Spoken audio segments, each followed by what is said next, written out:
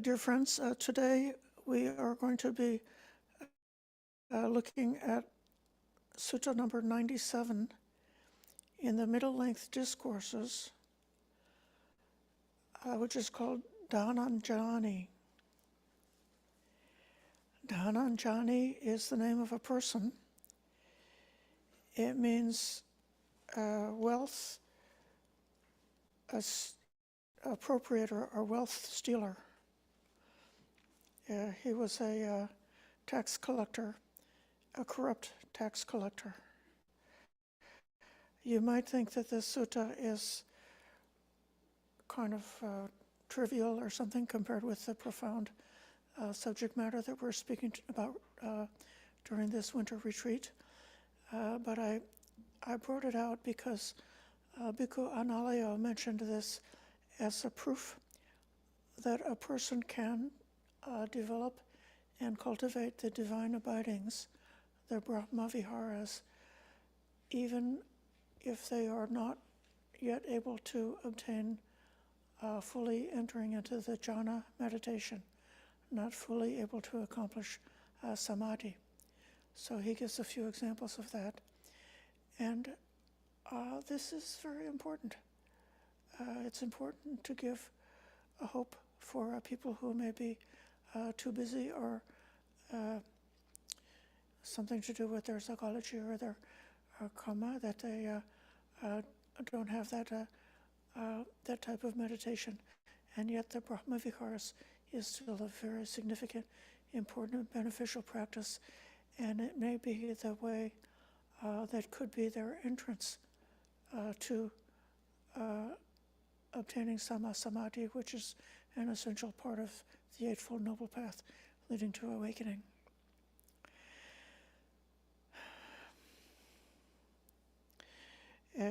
Just by way of preview, there's another part of this that you could criticize me for bringing out such a foolish sutta. This sutta does go into some of the different various levels of the heavens in the Buddhist cosmology. And as a modern person, somebody might think that's kind of pointless. We can just skip over that part. But it's come to be, I'm starting to feel that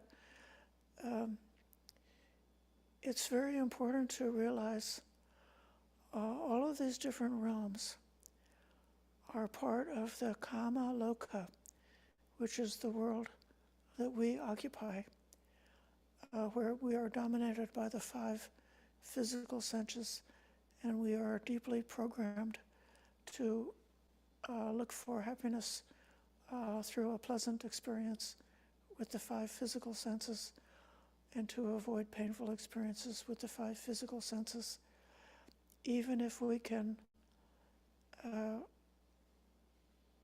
temporarily escape from this world through the practicing of jhana meditation.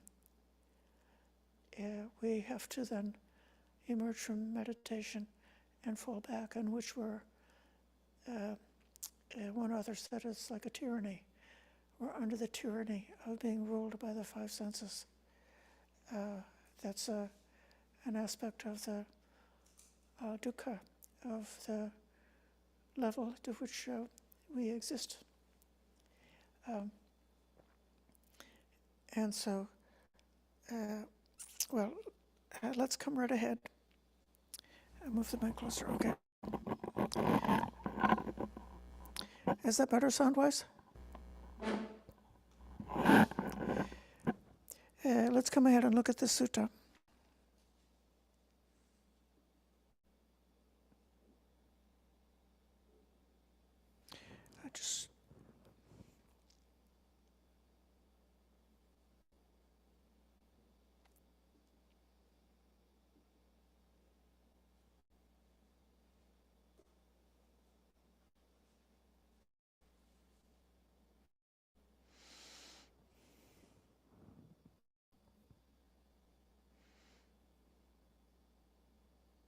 Okay.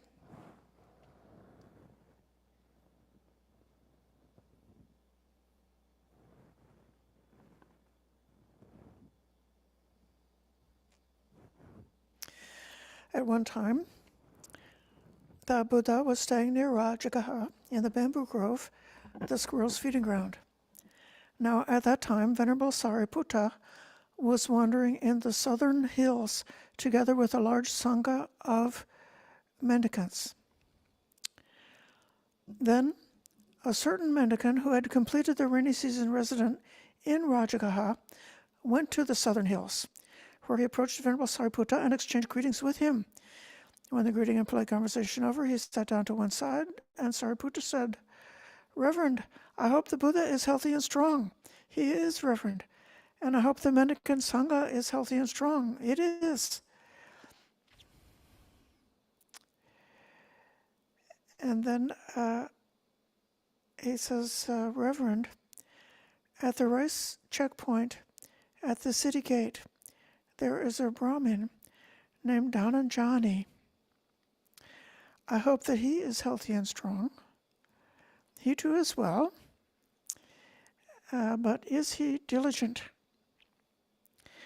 So the word for diligent is appamato in Pali. That's often translated as heedful. So pamada is to be heedless. Appamada is to be heedful. It's very close to a mindfulness in a certain way, that to be appamada, to be heedful, one would have a high level of mindful awareness, to be alert to what's going on. There's another part of appamada, which is that you would be wanting to avoid doing the slightest fault. And so you would be taking great care to avoid anything that was unskillful or anything that was close to being unskillful. So the question is this Dhanañjāni diligent? How could he possibly be diligent? Dhanañjāni robs the Brahmins and householders in the name of the king, and he robs the king in the name of the Brahmins and householders. His wife, a lady of faith who married from a family of faith, has passed away, and he has taken a new wife who has no faith. Oh, it's bad news to hear Dhanañjāni is negligent. I hope sometime or other I'll go meet him and we can have a discussion. So that's his reputation. He's a corrupt government official. And we have in our mind right now compassion for government officials, because the government workers are having a terrible hard time right now. They're really being pushed and pressured to cave in with their morality and to become heedless and to violate the rules of the country and to do things that are immoral. So it's very difficult to be a bureaucrat and to maintain one's purity, the purity of one's ethics. So let's think sympathetically of Dhanañjāni. When Sāriputta had stayed at the southern hills as long as he pleased, he set out for Rajagaha. Traveling stage by stage, he arrived there. He stayed in the bamboo grove in the squirrel's feeding ground. Then he roped up in the morning, taking his bowl and robe, entered Rajagaha for alms. Now, at that time, Dhanañjāni was having his cows milked in a cowshed outside the city. And Sāriputta wandered for alms after the meal on his return from the alms round. He approached Dhanañjāni. Seeing Sāriputta come off in the distance, Dhanañjāni went to him and said, "Here, Mr. Sāriputta, drink some fresh milk before the mealtime." But he replied, "Enough, Brahmin, I've finished eating for the day." So it's not yet 12 noon, it's still within the allowable time to take food. But Sāriputta has the practice of completing the meal, and once he's stopped accepting any more food, then he's done for the day. He doesn't just keep on eating just until it's the solar noontime. Sāriputta says, I shall be at the root of that tree for the day's meditation. Come see me there. Yes, sir. And then Dhanañjāni goes there and has his breakfast and goes to Sāriputta and exchange the greetings. They have greetings, polite conversation. Then Sāriputta says, I hope you're diligent, Dhanañjāni. How can I possibly be diligent, Master Sāriputta? I have to provide for my mother and father, my wives and children, my bondservants and workers, and I have to make proper offerings to friends and colleagues, relatives and kin, guests, ancestors, deities and king, and then this body must also be fattened and built up.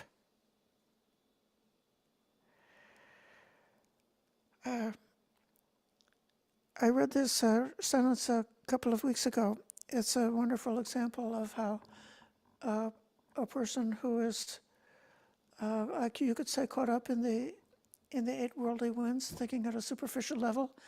If you want your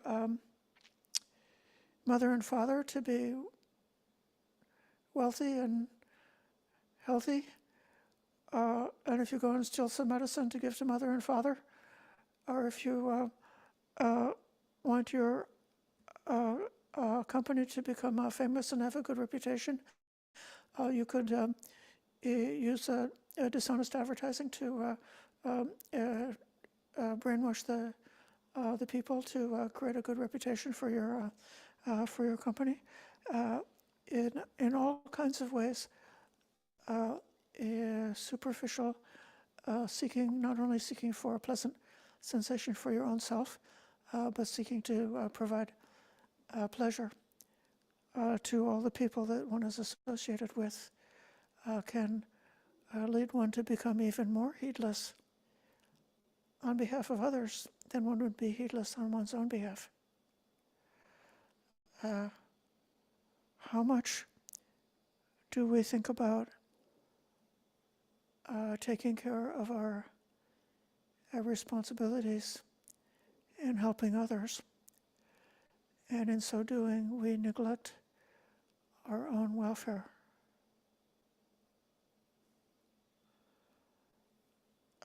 But to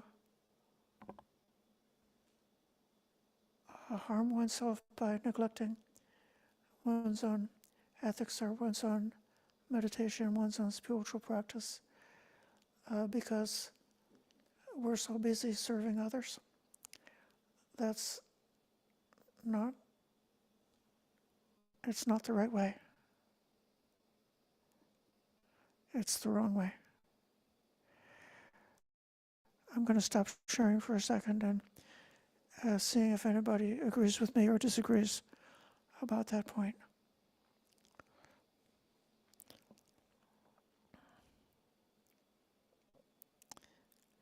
I'd like to frequently call on Ayya Sivijana, if you don't mind. Is that okay? Can I call on you? Do you have something to add to this? I was reflecting about how I might be immoral You're for the muted. sake. Am I muted? Let me just check my sound. She's fine. We can hear her. Ayya Sobhana, I think you have a weak connection.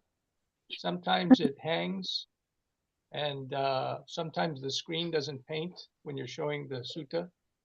So I think you're maybe not hearing her because of your weak connection, possibly. Anyway, that's just my view. Thank you. Can you hear me now? Can you hear me? Yes. Okay, others can hear me, but I open up, perhaps not. Yes, we can hear you, Ayya.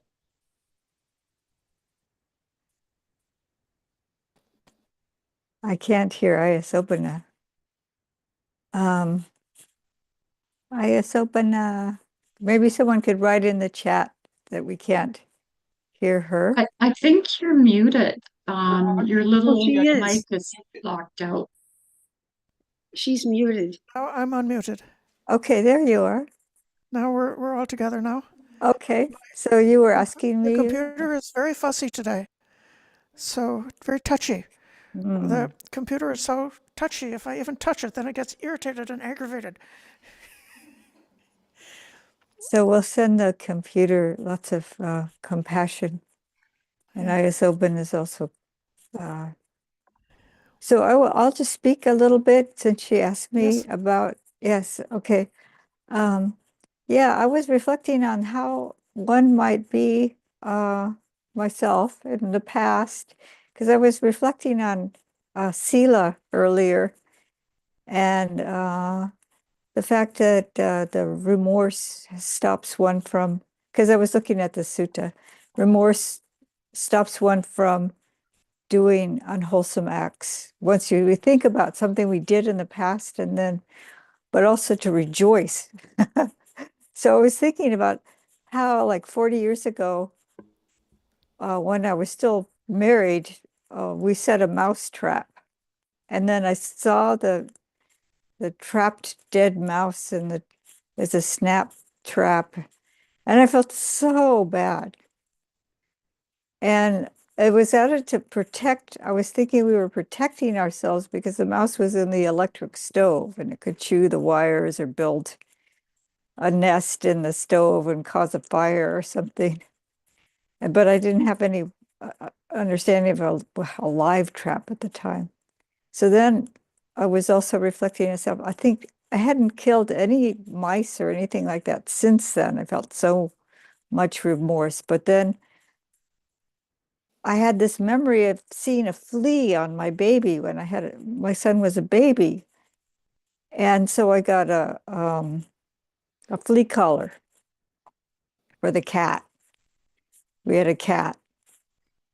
So that's an intention to kill the mice. I mean, the fleas. So I stopped. I didn't kill any more mice, but didn't draw the line at insects. But it was like kind of this protection, this idea of, I think, protecting is one thing, and then also, but also this in the sutta, he's talking about fattening. He's talking about fattening himself and fattening. So that means like excess. Yeah. So that's greed. Yeah. And out of greed and just wanting for yourself and wanting for your family and those dear to you, Right. you do these things. So there's protection. And sometimes people get overprotected and overkill, literally. Yeah. Cruel, horrible. Right. We see this today. Right. There's some sense of protecting, putting up another Berlin Wall. This is just cruelty, separating families.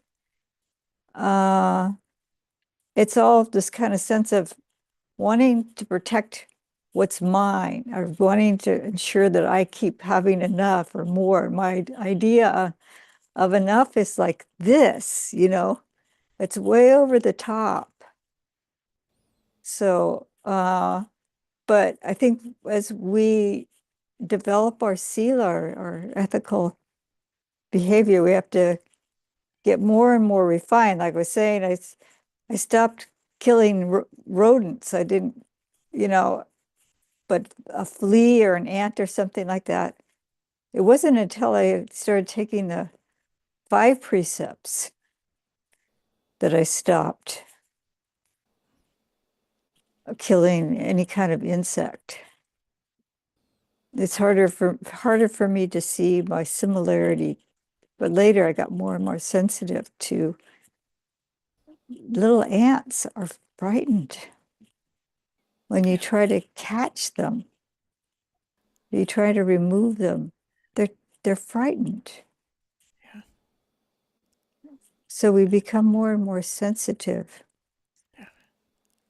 Instead of having just wanting for ourselves. So I think I hope this is answering your question, but would be why it's out of greed and a sense of self-protection that we do things that are harmful to others. Thank you. Let's go back to the sutta now.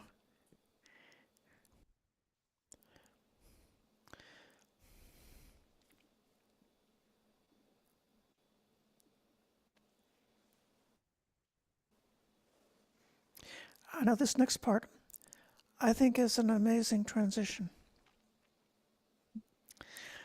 What do you think, Dhanañjāni? Suppose someone was to behave in an unprincipled and unjust way for the sake of parents. Because of this, the wardens of hell would drag them to hell. Could they get out of being dragged to hell by pleading that they had acted for the sake of their parents?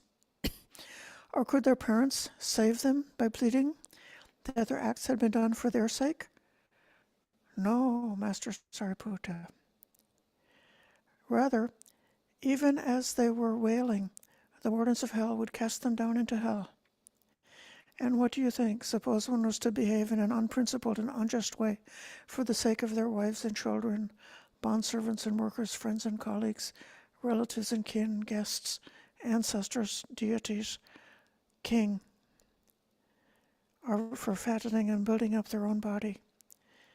Because of this, the wardens of hell would drag them to hell. Could they get out of being dragged to hell by pleading that they'd acted for the sake of fattening and building up their body? No. Could anyone else save them by pleading their acts had been done for a good reason, for that reason? No.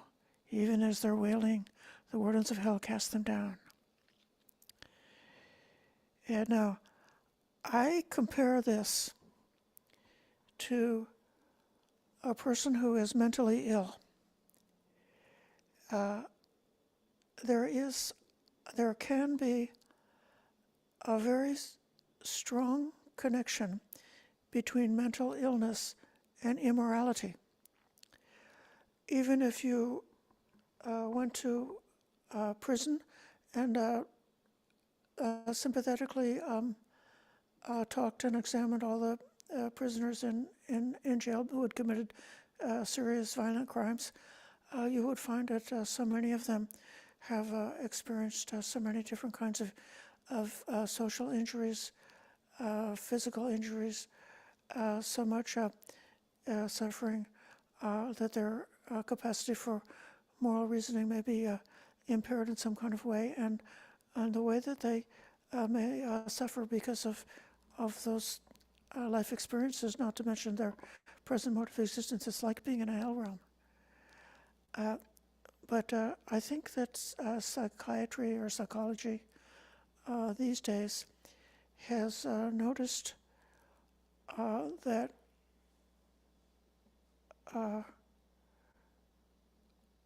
undertaking to be more trying to be good can be a way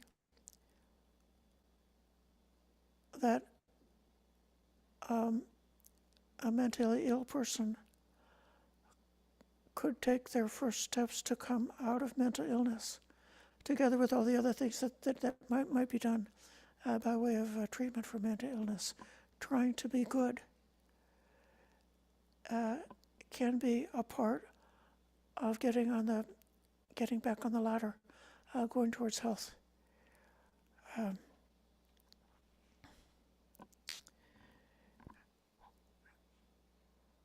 Sāriputta continues, who do you think is better?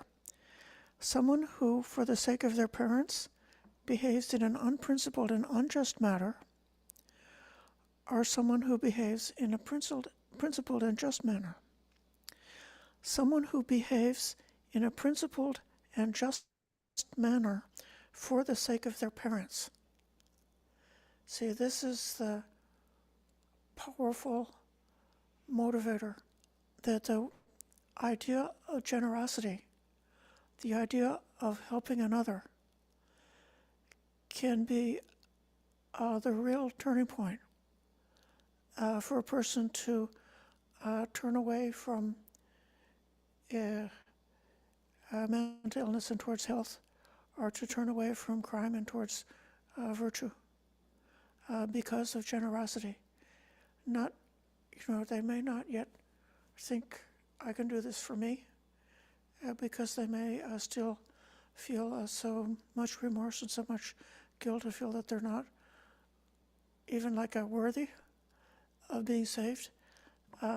But if they think of doing it for another, then it enables them to come out of it. This is why, like in many, different kinds of therapy programs and so forth, that helping and serving is part of is an important part of the therapy. Giving is part of the therapy. Generosity, part of the therapy. And so if you think that one can straighten out one's morality because of generosity. Principled and moral conduct is better than unprincipled and immoral conduct. Others have livelihoods that are both profitable and legitimate. By means of that, it's possible to provide for your parents, avoid bad deeds, and practice the path of goodness.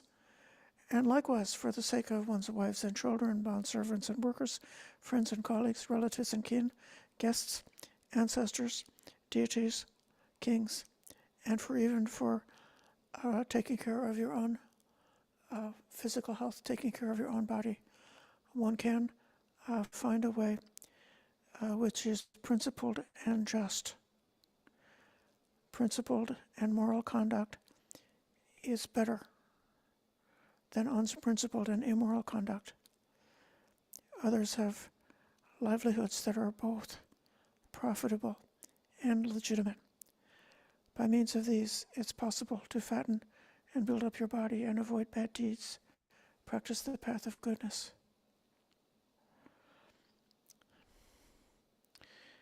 Dhanañjāni, the Brahmin, having approved and agreed with what Sāriputta said, got up from his seat and left.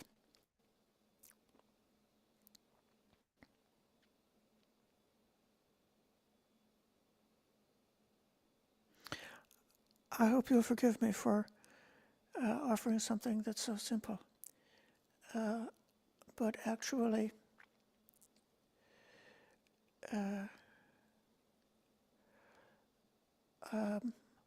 ethics and morality is it's not just a switch. You turn the switch on and you turn it off. When you take the 5 precepts, you come to more and more subtle and demanding levels of consideration with one's own kind of like ethical reasoning. And there are ways in which I think all of us can be better.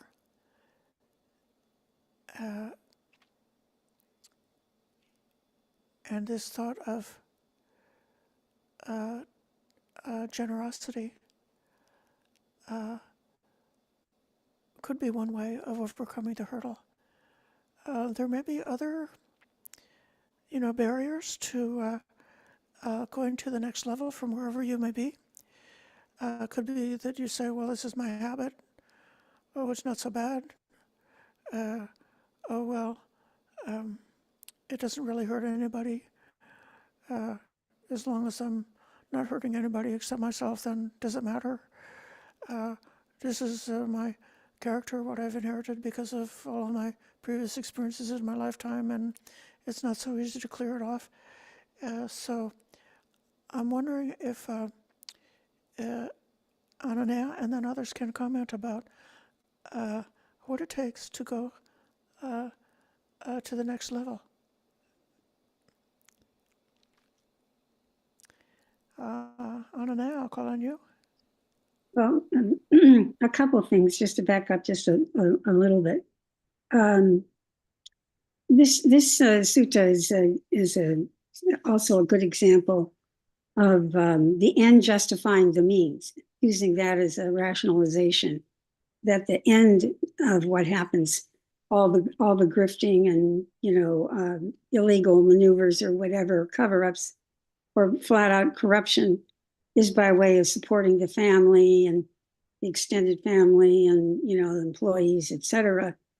And unfortunately, in our present era, that seems to be just rampant. I think a lot of us who may have been brought up in a formal religion, for myself, I was brought up as a Catholic, And I know a lot of us growing up, even if you weren't particularly religious, grew up hearing the end does not justify the means.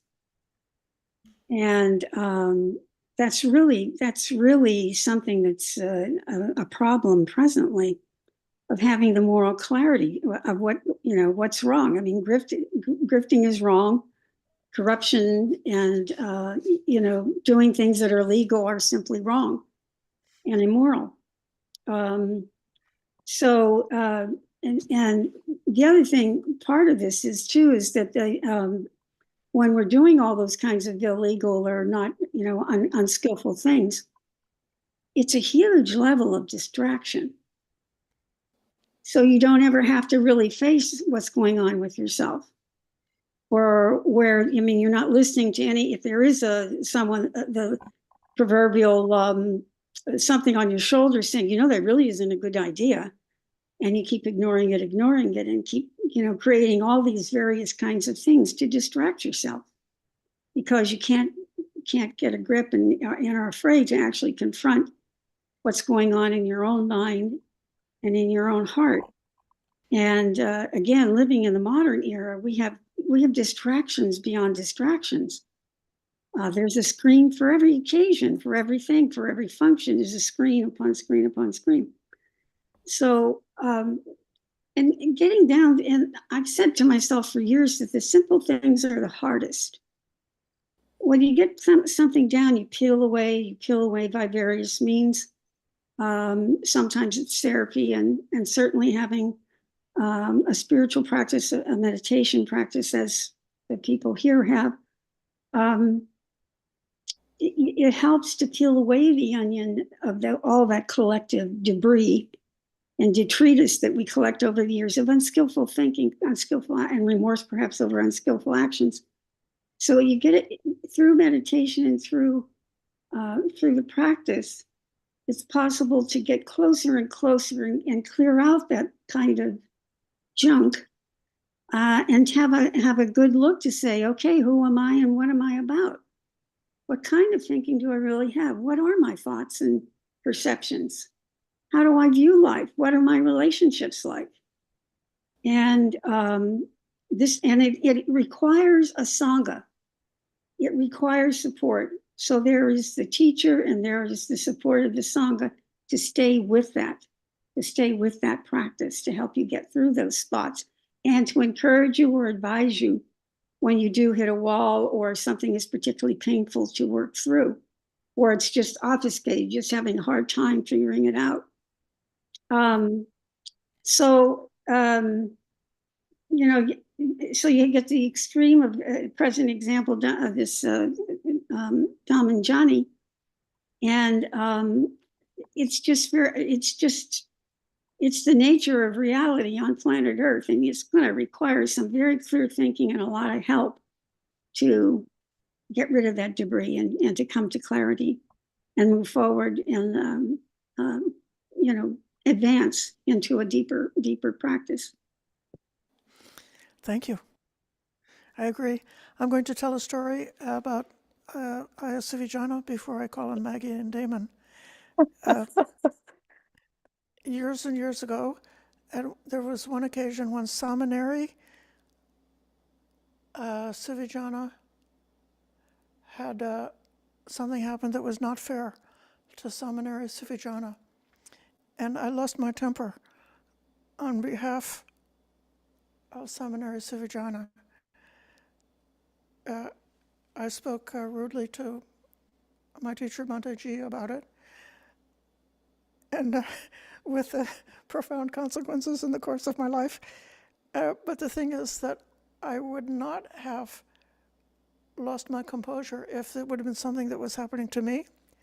But somehow, because it was happening to somebody else, it was so much easier to fly off the handle on behalf of another person for whom I had, somehow identified that I was going to be able to do this and help him with that and this other thing, but then I wasn't able to. So then, with our own relationships, our family, our loved ones, this is why it's so interesting that this Dhanañjāni is talking about all his relations is what makes him lose his heedfulness. But it can also be that all your relations can become your motivation, your Kalyanamita that motivates you to go on the other track, on the track of virtue. I'll call on Maggie then.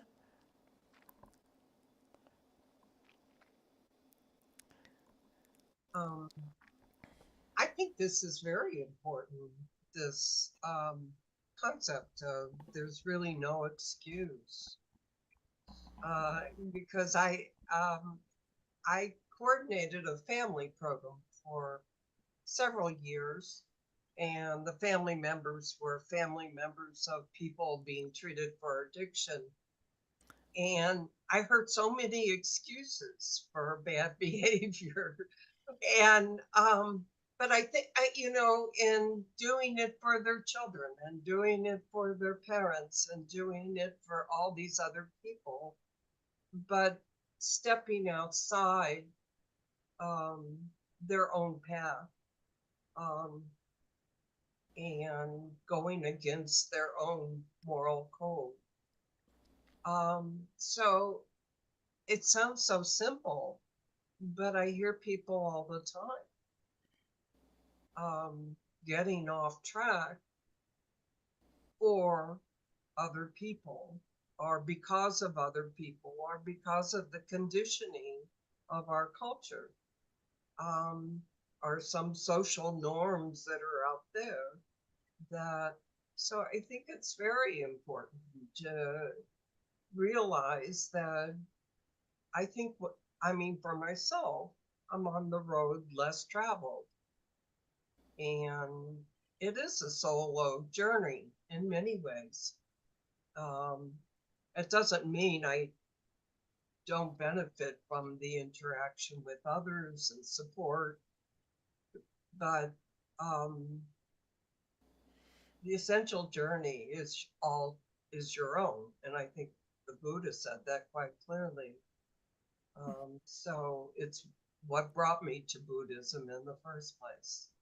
He said it's really up to you and your own experience. And so that validated a lot of what I considered malarkey I had been brought up on. So, Yeah. Thank you for the. Okay. Thank you so much. And just to remember that it is our own path. And if one has become too much enmeshed in the different relationships, you have to find a way to sometimes be able to step back, to stand on your own feet, and to do your own reflections, to find your own wisdom apart from the wisdom of the group. It's important to have our Kalyanamitas, our beautiful friends who will support us, but also important to take care of ourselves. I'm going to call on Damon first, and then Ayasa Vijana. Okay, Damon. Hi, thank you. It's my intention to be concise, but I would like your help. I thought it was noteworthy that he first tries to convince the corrupt tax collector by bringing up the fear of the hell realm or hell. And so is it true that at that time that even a corrupt tax collector, because of the culture, probably believed in the continuation of consciousness and therefore could feel in fear of that? And what Anita referred to as in modernity, all the corruption now seems to be in part due because the scientific materialists say that everything ends at death. So that's a convenient escape from your bad behavior. You can just die and there's no consequences. But as Buddhists, we know that there are consequences because we continue. We have to accept that right view, right? Yes. And even if a person doesn't feel convinced that there is consequences beyond this lifespan, if they care about their relatives, their family, and their connections, if they care about humanity, they ought to be deeply impressed with how powerfully their behavior can impact on the future. So in a certain way, this call to be good on behalf of your family and your relations is also a really powerful motivator that works for anybody, regardless of what they believe. And then if you feel that personal rebirth and that one would be reborn according to the karmic results of one's own actions, that's sort of, you're anticipating the next section of this sutta about the different levels of the world. So a person who's on the way to heaven has got a heavenly existence right now, and a person who's on the way to hell has got a hellish existence right now. And then whatever kind of a birth a person takes, then they're in that realm with all of the limitations and whatever the potential is for the realm or the type of birth that they have chosen. I love Ajahn Brahm saying that a person, if you feel remorse about your previous bad deeds, then you may choose to be reborn in hell, and you can stay there for as long as you think you deserve to be there. And then when you finish punishing yourself, then you can leave hell and go to another realm. Let me call on Suvijana. Oh, everyone has shared so beautifully. And yes, this person is a Brahmin. I can't remember his name off bat, but yeah, so the Brahmins did believe in different realms of existence and rebirth. And yeah, the idea of morality, and Sobana was talking about generosity. I think it being a motivating factor and the happiness that it brings us, and ways to, I think the original question was for us was about how do we change our behavior? How do we, so some of it is like the remorse, like seeing the harm directly. I mean, part of the problem is the higher up you go in power, the more remote you are from the harm that you're doing. But if we're able to see that directly, or just to understand what we might be doing is harming others. I mean, for anybody that's developing sensitivity, and then someone has mentioned also the Ayasobana, and someone else has mentioned the idea of the Kalyana Mita, and to associate with people that whose morality or their ethical standing is good, and values, values developing qualities in oneself that are not harming, but are beneficial, uplifting. So there is the fear of the hell realms. And that I remember as a kid, I was saying, oh, the adults and the church and everybody, they're just trying to control your mind. So I just thought, this is just a bunch of malarkey. I think Ananea said. And but then when I thought about rebirth, I started believing in Hinduism for a while.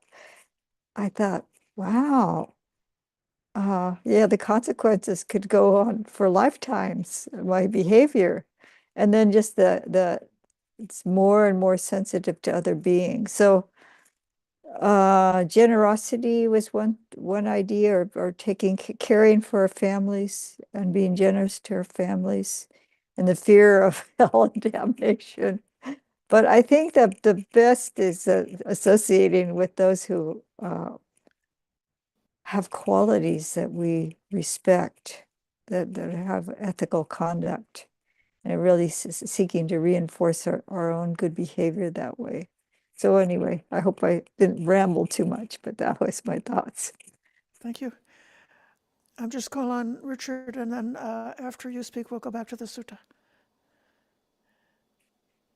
Thank you. I just wanted to make a couple of points where the monk says in the beginning that he used to have a really good wife, and now he has a not so good wife. And I think that's kind of like an excuse, like, oh, he's got this not good wife, so she's kind of influencing him. I don't like that. I don't agree with it. That's just one other excuse, just like the other excuses he's going to come up with later. The other thing is that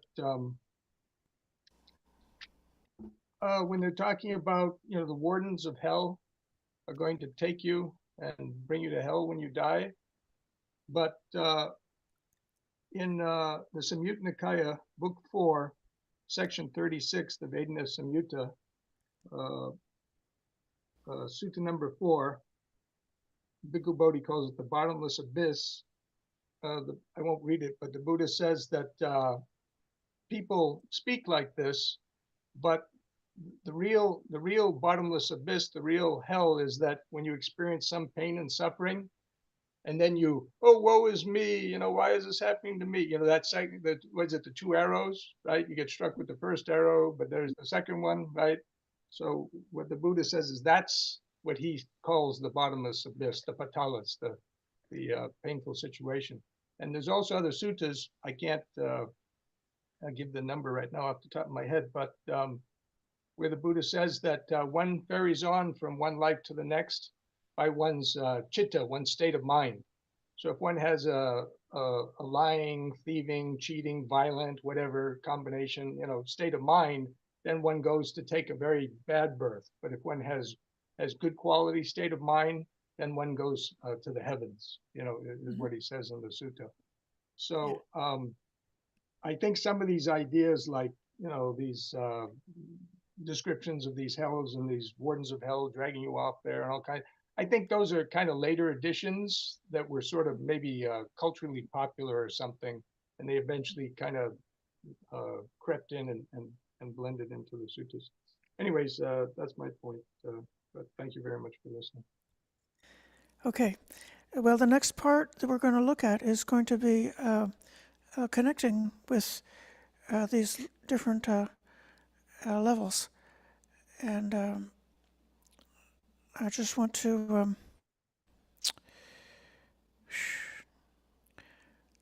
tell you a little bit about it before we read this section.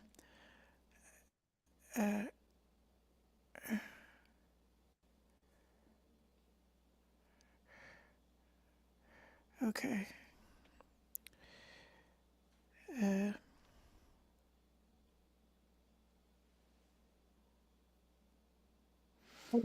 Can I say something? Yes, you can. I think we should really notice that Dhanañjāni, the Brahmin, having approved and agreed what Venerable Sāriputta said,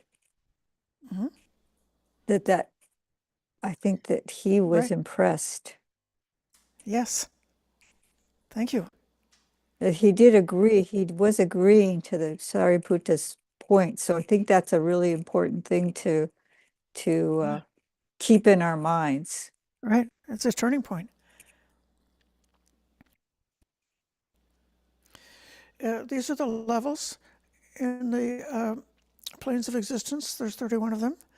And in general, the section that we belong to is called the Kama Loka. As I mentioned before, Kama is desire. So it's the desire world. And it's a very complicated world with a lot of levels. It would be comparable to a large city with a lot of different neighborhoods. Some of the neighborhoods are really, really tough, and some of the neighborhoods are Oops. so lovely and beautiful and safe and pleasant. And every single level is chock filled with so many different stories. So in the, I don't think of this as being more like something like really systematic. It's a kind of like a mythology with 1,001 different kinds of stories that can be systemized on this one chart. But so there's levels of hell, the lowest level, hell, and then there's the realm of the animals, everybody from a fish up to the wisest animal, which I guess that would be, I don't know if an elephant or a whale is the wisest of animals. So they may be dominated by survival and fear. And then the level of the hungry ghosts, and then the level of the asuras, which are called titans. Sometimes these are a type of a god which is constantly and continuously making war on the other gods. So these are called the states of deprivation. And then just above that, the next level is human beings. So you are here for now. The human being is characterized by having a mixture of pleasant and unpleasant experiences. And then above that, Can't there see are the several. screen. Say? We can't see the screen. It's not Cannot see showing. it? No. Oh. Okay. It was Don't know there for a why. minute and then it disappeared. Yeah. Okay. I'll stop and try stopping and starting. My computer is so crabby this morning. Could be the signal. It's something to do with the signal. Are you? Yeah. The So I weather think your isn't great. connection is not good. The weather You know isn't what you're great. connecting, uh, your the Wi-Fi. signal You is, know what Wi-Fi you're my Wi-Fi is good.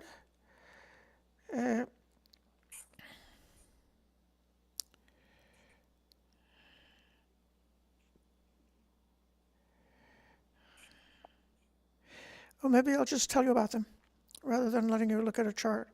That isn't there.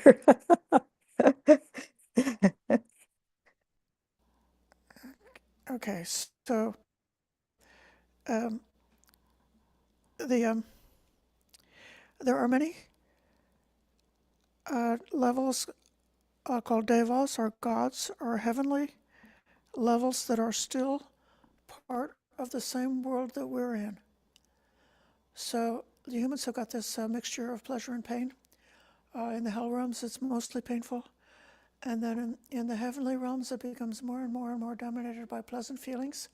But nevertheless, at all these different levels, one is in some fundamental way dominated by pleasant and painful experiences arising through the senses. There's one called the Four Great Kings. If you listen to the Dhammacakkappavattana Sutta, you hear about these levels in that recitation.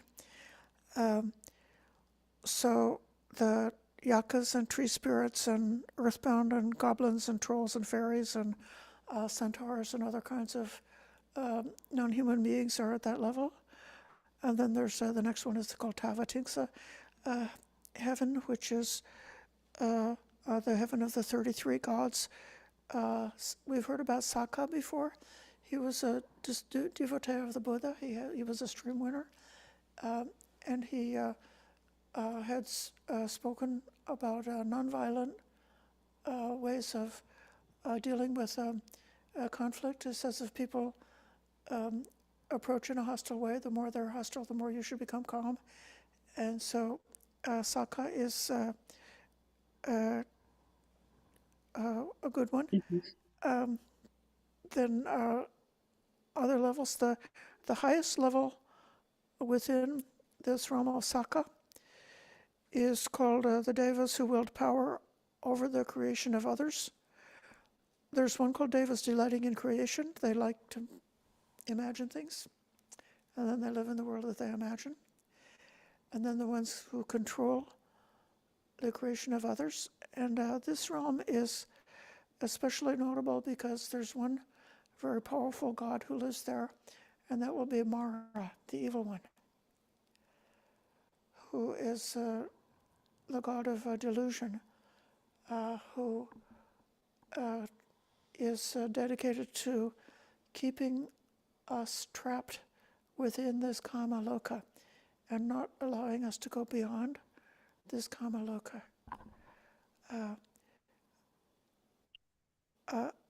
Above this level, that is something which is a level that's associated with jhana practice. If someone is practicing jhana, one may have a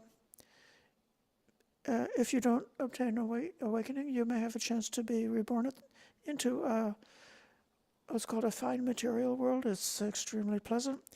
It doesn't have so many senses. They only have seeing and hearing. They don't have the other senses. The Brahma realm is the entry level of this fine material realm. So that's associated with first jhana, but it's a divine level that has a kind of pure happiness that does not depend on sense pleasure, that does not depend on seclusion from sense pain. So this is a completely different kind of experience. As humans, we can taste the Brahma realm when we're in samadhi, but then on emerging from meditation, we have to fall back into our human nature, and we're still subjugated to the tyranny of the senses and the tendency to enjoy, to like what's pleasant and to dislike what's unpleasant coming in through the senses. But the Brahma realm is a different kind of happiness altogether. A happiness that doesn't have anything to do with the five senses. Above that is called the formless realms, the immaterial world associated with the formless jhanas. And above that is not one of the 31 realms, but the realm beyond, which is Nibbana. I just sang that to emphasize that when we say that we're practicing the Brahma Viharas, we are practicing to go to taste the Brahma realm. We're practicing to discover a kind of happiness, a completely different kind of happiness that is not on the roller coaster of the five senses. Because the five senses, everything, the painful and the pleasant is all mixed together and associated. The pleasant feeling is painful when it's finished. The painful feeling is pleasant when it's finished. And you can't have pleasure without pain as long as you're working with the sense realm. But the Brahma realm is a different area altogether. Now I'm going to bring you back to the sutta, and we could share. I hope it works.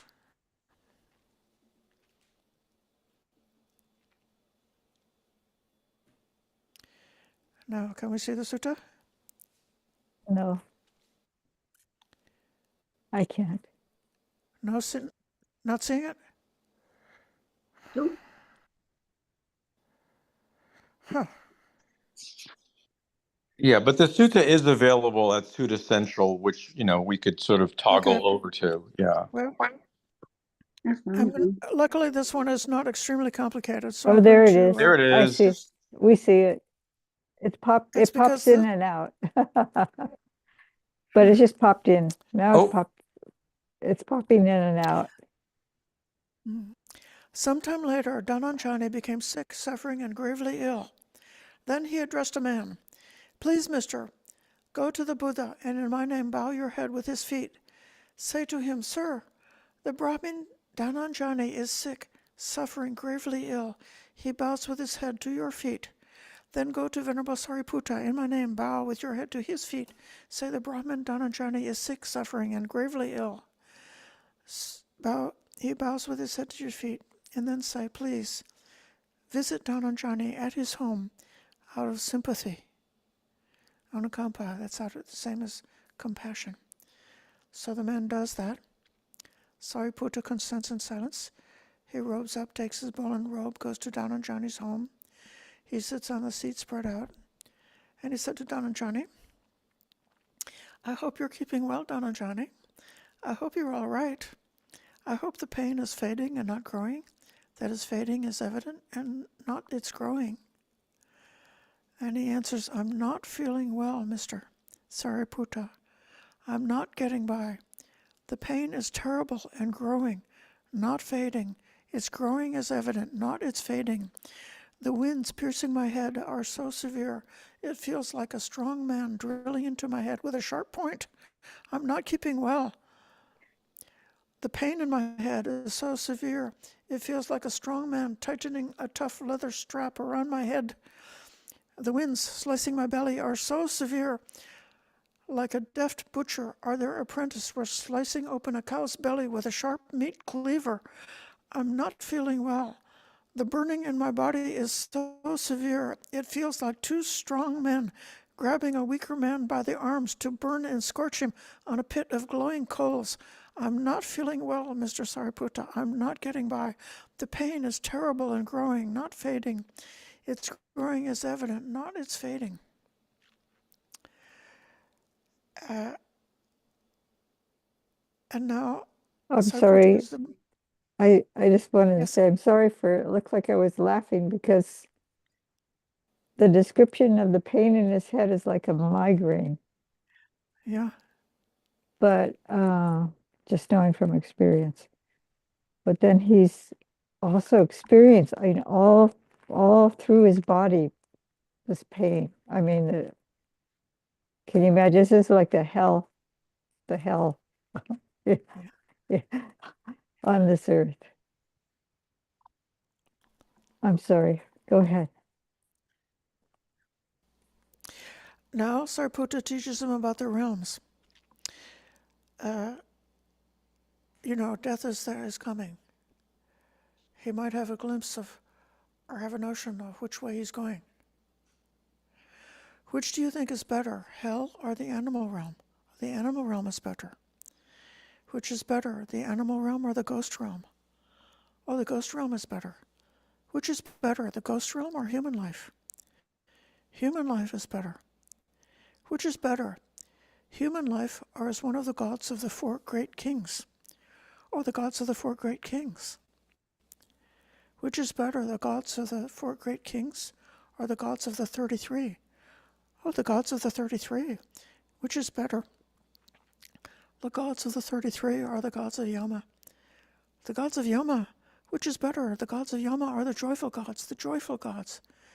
Which is better, the joyful gods or the gods who love to imagine? Oh, the gods who love to imagine. Which is better, the gods who love to imagine or the gods who control what is imagined by others? The gods who control what is imagined by others. This is the very top level of the kama loka, of the world of sense desire.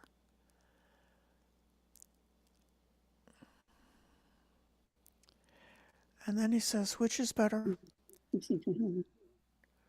the gods who control what is imagined by others are the realm of divinity.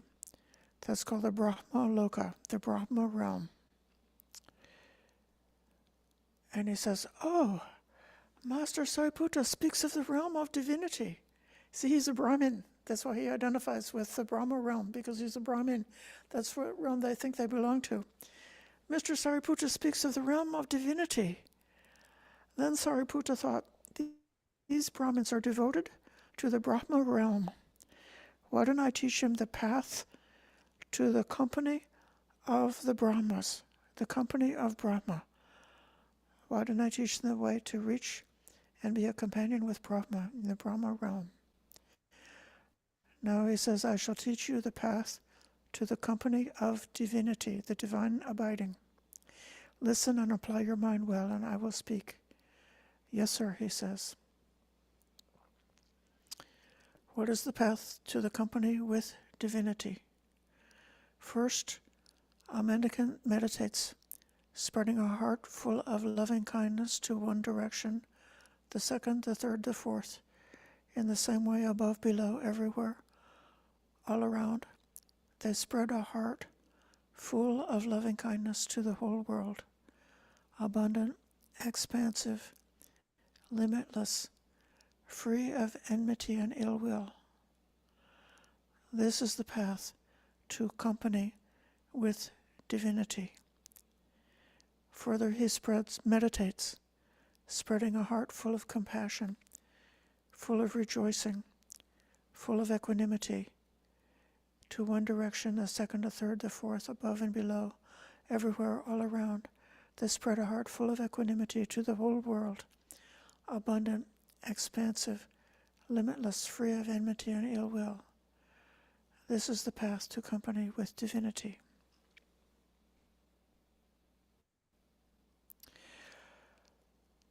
So this Brahmin may not be able to practice jhana meditation because he's racking with pain from head to toe, burning with fever, with a terrible headache and piercing pains. And also his life has not been a life of meditation. We hope that he's cleared out his virtue, but he doesn't necessarily have the training for that.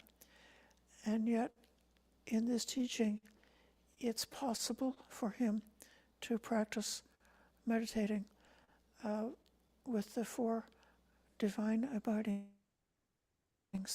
spreading the heart filled with these four qualities in all directions, not only around this human world, but you could think about all those different planes of existence, all the way down to the lowest level of hell, to the highest level within our desire realm of the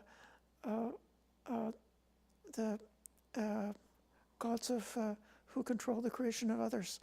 That all the different heavenly realms, all the different godly realms, all the non-human realms, the animals, the insects, and the beings and the hungry ghosts, the beings in hell, to all of them, and even beyond that, to the Brahma realm and to the beings in the fine material realm and the immaterial realm. They're letting the thought of loving kindness go without a barrier to every part of this great universe. And Dhanañjāni replies, well then, Mr. Sāriputta, in my name, bow with your head at the Buddha's feet and say, Sir, the Brahmin Dhanañjāni is sick, suffering, gravely ill. He bows with his head to your feet. Then Sāriputta, after establishing Dhanañjāni in the inferior realm of divinity, got up from his seat and left while there was still more left to do. So if he'd thought it were possible, he would have established Dhanañjāni in insight, had him take up right view, and have him had the opportunity to undertake the noble attainments. But he doesn't go that far. He's still got more left to do. Not long after that, Dhanañjāni passed away, was reborn in the Brahma realm, in the realm of divinity. Then the Buddha said to the mendicants, Sāriputta, after establishing Dhanañjāni in the inferior realm of divinity, got up from his seat and left while there was still more left to do. Then Sāriputta went to the Buddha, bowed and said, Sir, the Brahmin Dhanañjāni is sick, suffering, gravely ill. He bows with his head to your feet. But Sāriputta, after establishing Dhanañjāni in the inferior realm of divinity, why did you get up from your seat and leave while there was still more left to do? Oh, sir, I thought these Brahmins are devoted to the realm of divinity. Why don't I teach them the path to the company of divinity? And Sāriputta, the Buddha said the Brahman Dhanañjāni has passed away and been reborn in the realm of divinity.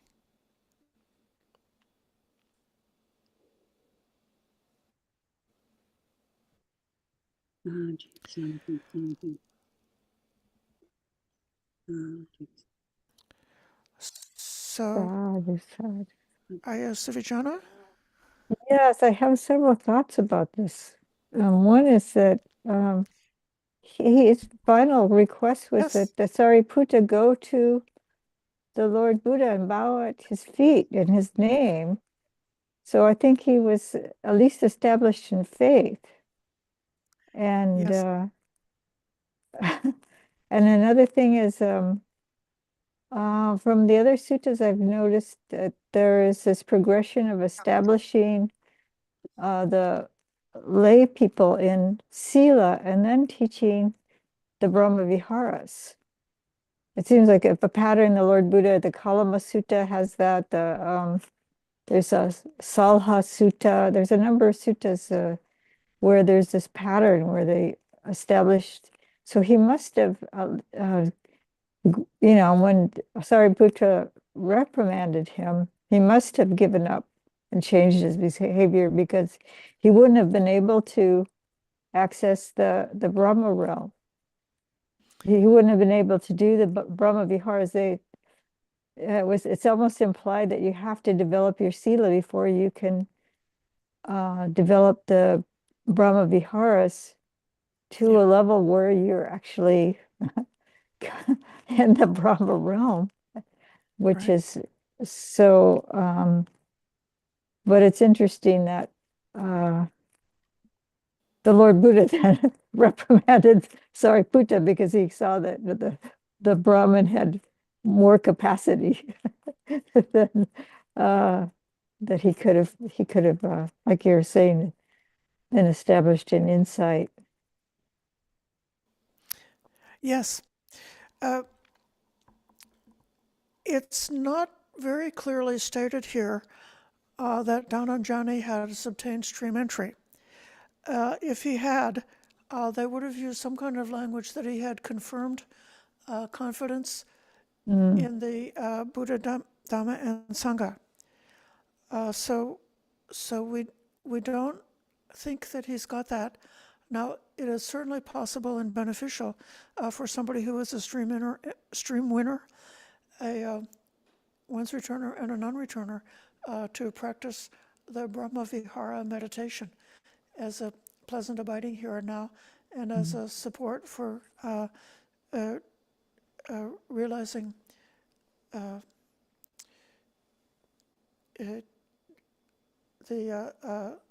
certain flavor of samadhi, to coming to it's one of the entry points to the jhanas, and even there's one sutta that teaches there are the four. It gives the four jhanas, and then it gives the four Brahma Viharas, and then it gives four levels of insight.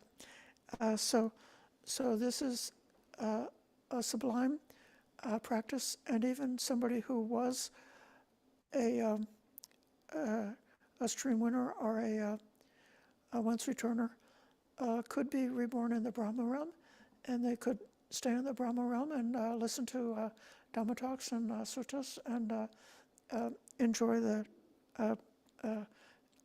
heavenly realm, and then at the end of that existence they would realize Nibbana. I'm going to call on Richard.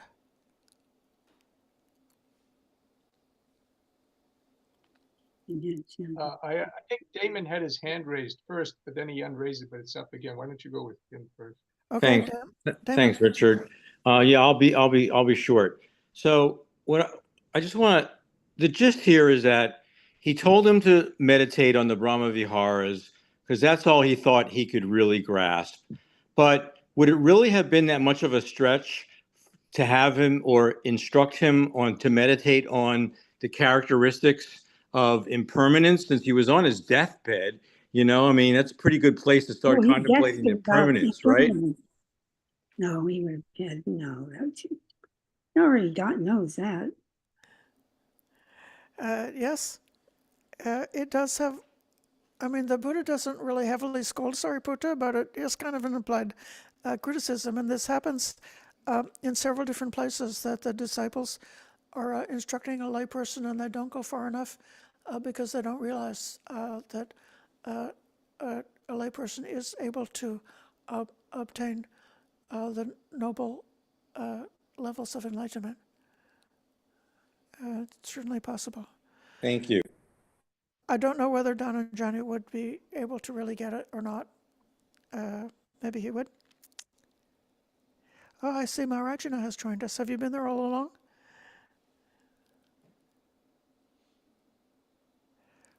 Hello, Aya. Hello, everyone. Hello, Aya Sujana. I've been here for a while, but not from the beginning, Aya.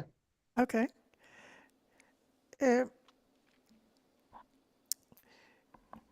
What do you think is the most uplifting version of the takeaway from this sutta?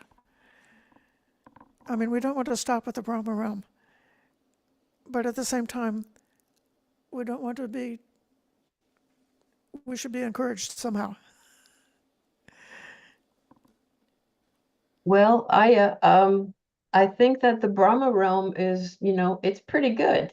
And the Brahman, however he comes into that existence, can practice there. He has, as Aya Suvijana noted, has faith because twice he sent somebody, the second time, Venerable Sāriputta, to bow at the Buddha's feet in his name. So he does have faith, and it's not a shortcoming to be born in the Brahma realm. Even the lowest Brahma realm is a realm for jhana, which he obviously must have even gotten close to, because that is what the Brahma Viharas are. And so I think it's very auspicious that he was born there, and he can go further from there. It's much more pleasant than being born in the human realm again and being bombarded in the sense sphere. Thank you. Indeed, the same way that at the beginning of the sutta, you saw Dhanañjāni was enmeshed with his family, relatives, and dependents, and doing bad deeds because he thought he was doing them for his family.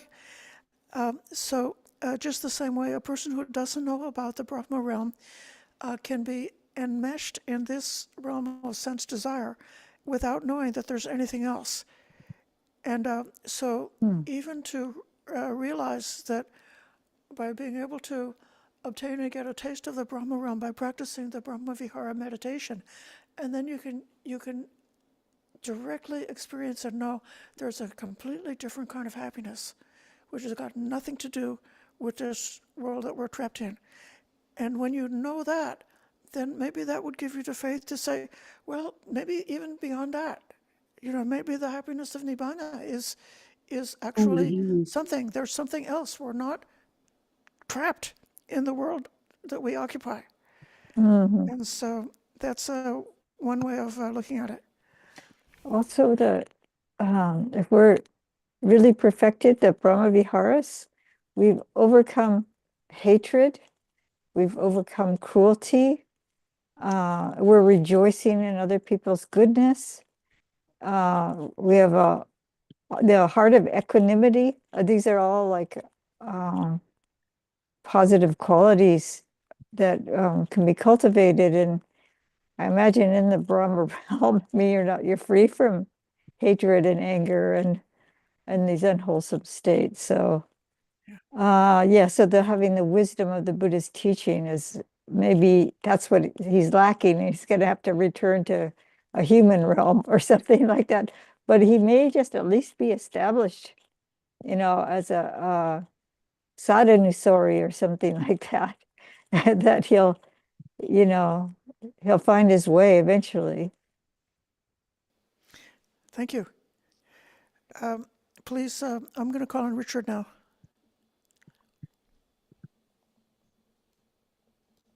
Thank you, Aya. There is precedent for this.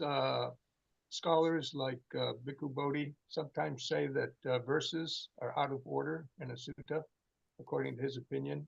So I think that this verse, it says Sāriputta had left, I'm reading Bhikkhu Bodhi's translation, had left, the Brahmin Dhanañjāni died. I'm sorry, soon after the Venerable Sāriputta had left, the Brahmin Dhanañjāni died and reappeared in the Brahma realm. So Sāriputta is now going directly from the deathbed of Dhanañjāni to see the Buddha, because he's been asked to go and bow to the Buddha's feet in his name, a deathbed request. And shortly after he leaves, before he gets to the Buddha, Dhanañjāni passes away. Now the next section, then the Blessed One addressed the bhikshus thus: Bhikkhu Sāriputta, having established the Brahman Dhanañjāni in the inferior Brahma world, rose from his seat and departed, and there was still more to be done. I believe that that section should go under the section where Sāriputta comes to the Buddha, tells him his discussion, everything that went on, and then says, and he asked me to bow, his head, to the Buddha's feet, because that's a logical place for the Buddha to say after he's heard the story, and he says, okay, he's left. You know what I mean? He left after establishing him in the inferior Brahma world. And then he asked Sāriputta the question. Some people think that the Buddha is kind of scolding Sāriputta. I don't believe that's what's happening here. He asked Sāriputta, Sāriputta, having established the Brahman Dhanañjāni in the inferior Brahma world, why did you rise from your seat and leave while there was still more to be done? And Sāriputta says, Venerable Sir, I thought thus, these Brahmins are devoted to the Brahma world. Suppose I show the Brahman Dhanañjāni the path to the company of Brahma, right? And in doing so, he developed faith in Dhanañjāni and the Buddha, right? It says that in the sutta. By hearing this, it awakened faith in him, right? And then Buddha replies to what Sāriputta just said, that he was trying to show him path to the company of Brahma, and teaching him that, developed this faith in him. Then Buddha says, Sāriputta, the Brahman Dhanañjāni has died and reappeared in the Brahma world. So he confirms that what Sāriputta did and taught him and everything is exactly what happened. So that's why I don't think this in particular is a criticism of Sāriputta. I think Buddha is showing the other monks, the ability and the power and everything of Sāriputta, right? And because he dies very quickly thereafter, most likely, probably within a few minutes, because it's a short walk, I would assume maybe an hour or something from where he is to where the Buddha is staying outside in the monastery. And he wouldn't have had enough time to develop very strongly the Brahma Viharas, but with release from all the pain and suffering of the body, that thought would have arose in his mind, and his mind would have expanded out, following the instruction of Sāriputta, and then he would have seen, and reappeared in the Brahma realm like that. Okay, so anyway, that's just my opinion, but thank you very much for listening. Thank you very much. We're running a little bit over the time, but I'd be happy to hear from Madeline if you'd like to offer your comment, and that will be the last comment for this meeting today. Well, thank you, Aya. It's just something very small I was pondering on. He doesn't seem to be very strongly established in Sila, does he? And I think he got off pretty lightly to get into the Brahma world, where, or maybe something happened that we haven't been told about in the sutta. But has he managed through his life to undo some of the bad things he's done and develop his sila as well as working on the Brahma Viharas? It's just something that occurred to me. I believe there's an interval of time between the first part of the story, when he hears this instruction, and then I think he does straighten up his ethics based on that first teaching, and has some interval of time where he's at least to some degree cleaned up his ethics and morality, and at least to the extent of following the 5 precepts, because he does seem to be a faith follower, and he did. I mean, we don't really know. It's a gap, but I think it's quite plausible that he has been able to follow that trajectory. What Sivijana mentioned earlier, of actually first getting rid of your gross wrong views, then square away your sila, and then develop the Brahma Viharas, and then from the Brahma Viharas, it's possible to begin doing the inner work to abandon the hindrances, enter samadhi, see reality as it really is, and then have the mind which is pliable, open and bright, and capable of hearing the Four Noble Truths and the distinctive teaching of Buddhism. Thank you. It's quite a redemptive story, really. Yeah. Okay. Okay, Maureen, you're going to be the last one.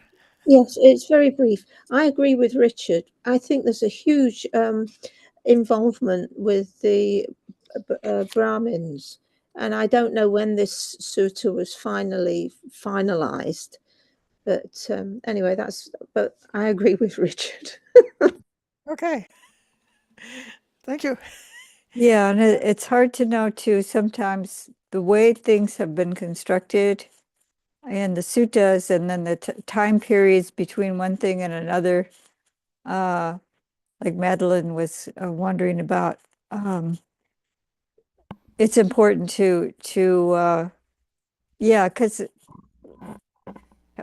how things have been captured and what makes sense in other cultures as far as time intervals and things like that is not necessarily clear to us after it's been translated. So thank you. Let's close by inviting the deities. The English meaning of this blessing is, may the mighty deities and nagas dwelling in space and on earth rejoice in this merit of ours. That merit, listening to the sutta, reading the sutta, practicing meditation, and discussing the Dhamma, those are all merits. So may they rejoice in this merit of ours, and long protect the Buddha's dispensation. May the mighty deities and nagas dwelling together in space and on earth rejoice in this merit of ours, and long protect the teaching of the Dhamma. May the mighty deities and nagas dwelling in space and on earth rejoice in this merit of ours, and long protect oneself and others. Akasatta chabummata devanaga mahendika punyantam anumoditva chirang rakhantu lokasasanam. Akasatta chabummata devanaga mahendika punyantam anumoditva chirang rakhantu desanam. Akasatta chabummata devanaga mahendika punyantam anumoditva chirang rakhantu mamparang. Araham Samma Sambuddha Bhagava Buddhang Bhagavantang Abhivademi. Svakato Bhagavata Dhammo Dhammam Namasami. Supatipanno Bhagavato Savaka Sangho Sangham Namami.